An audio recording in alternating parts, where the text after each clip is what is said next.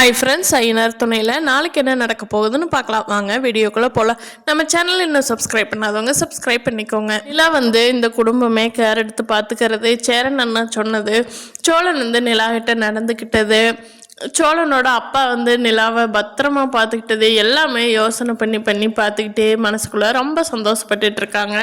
அவங்க தூங்குறக்கே ரொம்ப லேட் ஆயிடுது. அதனால காலையில் ரொம்ப நேரம் தூங்கிடுறாங்க. என்னன்னா சமையல் வேலையெல்லாம் ஸ்டார்ட் பண்ணிவிட்டு டீ போட்டு கொண்டுட்டு வந்துட்டு தம்பிங்களுக்கெல்லாம் கொடுத்துட்டு, டே என்னடா நிலம் இன்னும் எந்திரிக்கலையா அப்படிங்கிறாங்க. இல்லை என்ன நிலம் இன்னும் எந்திரிக்கலையே அப்படின்னு சொல்லி சோழன் சொல்கிறாங்க. சடா உடம்புக்கு இது சரியில்லை, என்னம்மா போய் கதவை தட்டு அப்படின்னு சொல்லி சொல்கிறாங்க. சோழன் போய் கதவை தட்டலான்னு சொல்லி கதவை தட்ட போகும்போது நிலா கரெக்டாக ஓப்பன் பண்ணிடுறாங்க. தெரியாமல் சோழன் ரூம்குள்ளே போயிடுறாரு. நிலா மேலே விழுந்து அப்படியே ஸ்லிப் ஆயிடுறாரு. ஐயோ சாரிங்க, அண்ணன் தாங்க கதவை தட்ட சொல்லிச்சு, அதனால தாங்க கதவை தட்டுன்னு நீங்கள் கரெக்டாக ஓப்பன் பண்ணிட்டீங்க, உங்களுக்கு ஒன்றும் பிரச்சனை இல்லையேங்க அப்படின்ட்டு வேகமாக எந்திரிக்கிறாங்க. என்னன்னா வேகமாக ஓடி டே என்னாச்சுடா, ஆல்ரெடி அந்த பிள்ளைக்கு கையில் புண்ணு இருக்குது, நீ ஏன்டா இப்படி பார்த்து வரமாட்டியா சோழா அப்படிங்கிறாங்க. தட்ட சொல்லுன்னு சொல்லிட்டு நீயே இப்போ திட்டுவண்ண நல்லா நடத்துறண்ண நிலா கிட்ட போட்டு கொடுக்க பார்க்குறியா அப்படிங்கிறாரு சோழன்.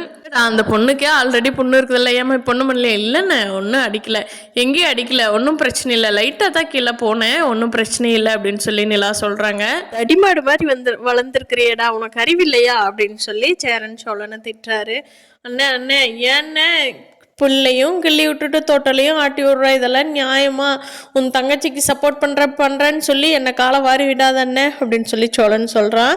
அதுக்கு பாண்டி பல்லவன் எல்லாருமே சிரிச்சிட்டு இருக்காங்க. அண்ணி உங்களுக்கு ஒன்றும் பிரச்சனை இல்லை அப்படின்னு கேட்டுட்டு, சரிடா நான் ஆஃபீஸ்க்கு லேட் ஆயிடுச்சு, இன்னைக்கு லேட்டாக வரைக்கும் தூங்கிட்டேன், கிளம்புறேன் அப்படின்னு சொல்லிட்டு நிலா போய் கிளம்பி வர்றாங்க. அதுக்குள்ளே சோழனும் ரெடி ஆயிடுறாரு.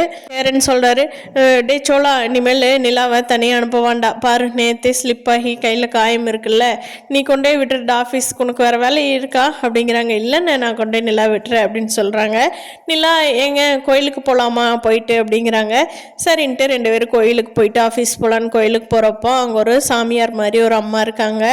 அந்த அம்மா நிலாவை கூப்பிட்டு, ஏம்மா வாழ்க்கையில் என்ன முடிவெடுக்கிறதுன்னு தெரியாமல் இருக்கிறியா, உன் புருஷன் கையை பிடிச்சிக்கோ, உன் வாழ்க்கை நல்லா இருக்கும் அப்படின்னு சொல்லி ஒரு அருள்வாக்கு மாதிரி சொல்லிட்டு அவங்க கிளம்பிடுறாங்க.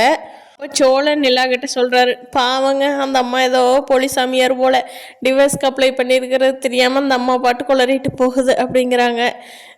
ஏங்க அப்படிலாம் சொல்லாதீங்க அப்படிங்க. பின்ன என்னங்க, லைஃப்பில் எது உண்மையோ அதைத்தான் நான் சொல்கிறேன். நீங்கள் டிவோர்ஸ் வேணும்னு நிற்கிறீங்க, அந்த அம்மா புருஷனை புடி பொண்டாட்டி புடி அப்படின்னு சொல்லிட்டு இருக்காங்க.